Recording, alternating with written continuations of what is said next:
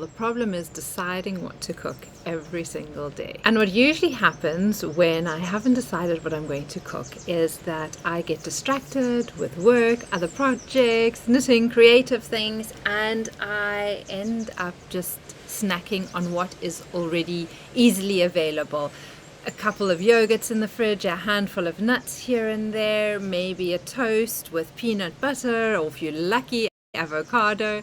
And so this idea of having a bigger, better lunch that has got nourishment filled with protein often doesn't happen for me in the afternoon, even though it is one of the habits that I keep coaching and reminding all of my students to keep doing regularly. And I know that by about 1 o'clock, 2 o'clock, if I actually haven't sat down and had a proper meal, things become stressful, because then I realize that I haven't nourished myself properly, that is heading towards the latter part of the day, and that I now have to try and get my nourishment in closer to the evening, which I really don't want to do, because then I struggle to sleep well.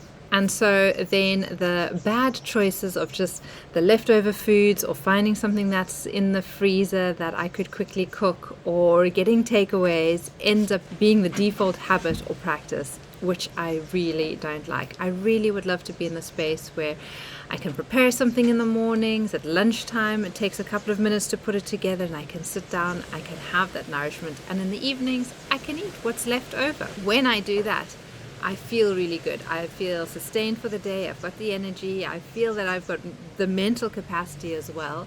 And so for me, it is finding time in the morning to get that meal prep done, having the meal plan, knowing what I'm cooking, knowing what I'm doing. So that is the action plan for this week, is every day in the morning making sure that I am actually well prepared for my lunchtime meal. Let's see how it goes. So just having a meal plan printed has been super helpful for me today, because I nearly got distracted with getting another project going at work, and I actually just paused, and knowing that I had an item on my meal plan, something easy, it's just warming up leftovers from last night, making a quick salad, that just doing that, taking the 5-10 minutes to do that, will then give me a nourishing meal, give me energy to complete another task a little later. So I know that I normally would just push through and start another project and then get hangry, and this, just having literally this piece of paper, has actually made a massive difference for me today. So let's see how it goes tomorrow.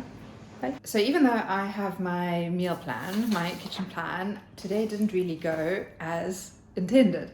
I had a look this morning, and I really was in the mood of actually making the potato, carrot and butter bean curry.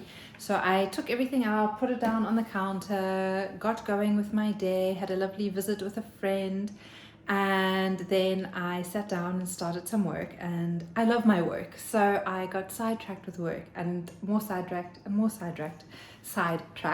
and so I ended up getting a little snacky at about 1 o'clock. So I had some nuts. I also had made a couple of delicious bran muffins, so they're not the worst thing for when my friend came. And I didn't actually make lunch or have lunch, and it is now nearly 3 o'clock, so at about 2:30 I decided that I was going to get going with making the veg curry. So at least that is on the stove now, and it'll be there for dinner and for lunch tomorrow, which is great. So I know that I won't have any issues. So yesterday's batch cooking was really helpful. That means that today at lunch I have a ready-made meal. It's taken a couple of minutes just to reheat and warm, a lot better than having a piece of toast with peanut butter. So yeah, batch cooking for the win. The question I was testing is, would a little preparation in the morning make a big difference for my meals and eating throughout the day? And the answer is yes, definitely did. When I knew what I was eating in the morning, when I prepared what I wanted to have for lunch or for dinner, that made it so much easier for that day and the next day. Plus, batch cooking really helped, especially when my workload was really high. So the biggest thing that helped was actually having a menu plan or a meal plan, not necessarily because I was following it as was written down, but just definitely for more ideas and giving me guidance, knowing what I had in the fridge and what was available to make in the fridge, the pantry, freezer, all of those things. The biggest thing that I noticed that got in the way was work, or just getting distracted. When I get set in my work, doing work, I like to just motor through, and then I'll often skip meals. So what really helped is actually having prepared meals, so having had batch cooked, because then it meant that I could just spend 10 minutes in the kitchen quickly reheating, warming something up, getting a good nourishing meal, and then continuing with the day. What surprised me the most is that even just having that menu plan, doing a little bit of meal prep, made me eat a lot better this past week than I had been for a long time. And one of the reasons why I would want to continue actually doing this practice and making sure I have a good meal plan, have meals prepped, ideas on a menu plan, and it also definitely helped to reduce wastage in the fridge and over shopping, over buying things that weren't actually necessary. So this is a habit I'll definitely continue, and that is the update for this week's habit check. I hope that was helpful for you, and I hope it's motivated you to test out if a meal plan works for you. Let me know down below in the comments if it did, and I'll see you again next week. Bye.